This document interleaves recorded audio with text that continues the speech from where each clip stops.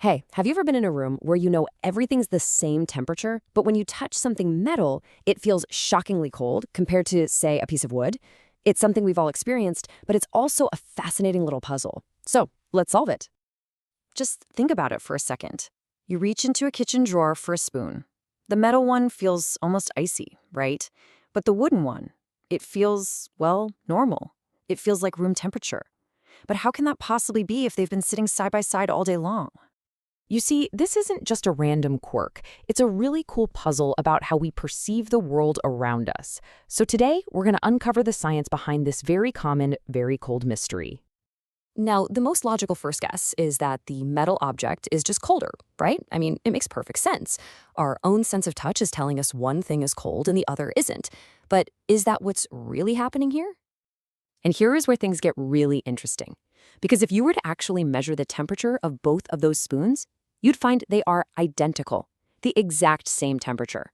Which means our sense of touch is totally playing tricks on us. It's not measuring temperature at all. So if it's not the temperature, then what is it? Well, the answer lies in the science of heat transfer.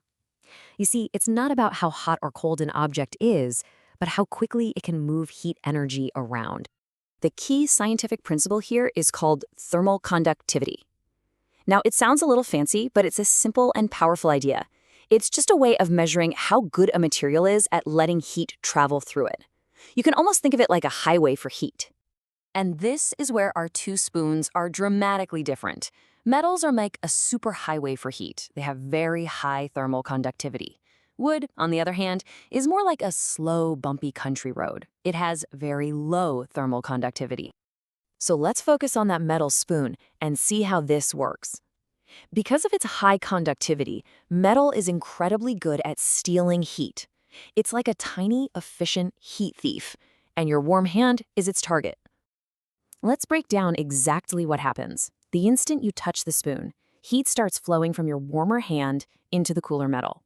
But here's the key part. Because metal is such a good conductor, it pulls that heat away from your skin incredibly fast. And your brain interprets this rapid loss of heat as the sensation we call cold. Now, wood, being a poor conductor, is what we call an insulator. When you touch the wooden spoon, heat still transfers from your hand, but it does so very, very slowly. The heat doesn't get whisked away. It just kind of pools right where you're touching it, creating a comfortable, warm spot. It's not stealing your warmth.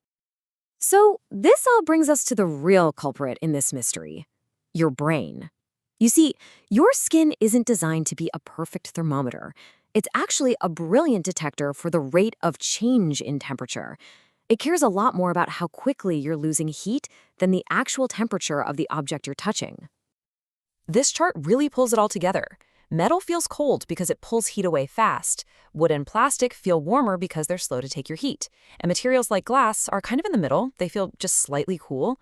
It all comes down to the speed of that heat transfer.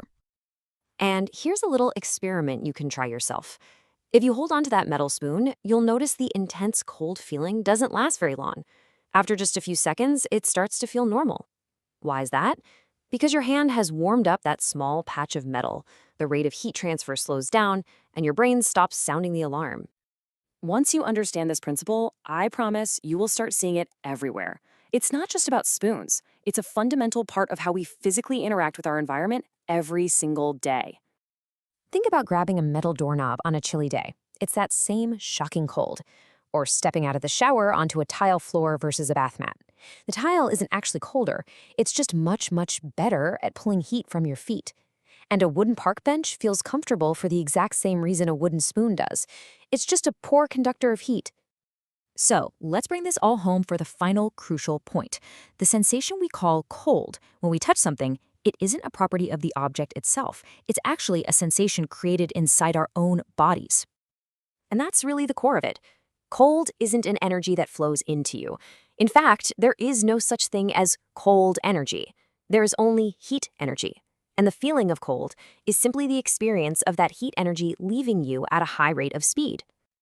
So the next time you touch a metal pole in winter and you feel that sharp sting of cold, remember what's truly happening. It's not the pole's coldness attacking you. It's the pole's physics rapidly drawing warmth away from you. What you're feeling is the ghost of your own departing heat.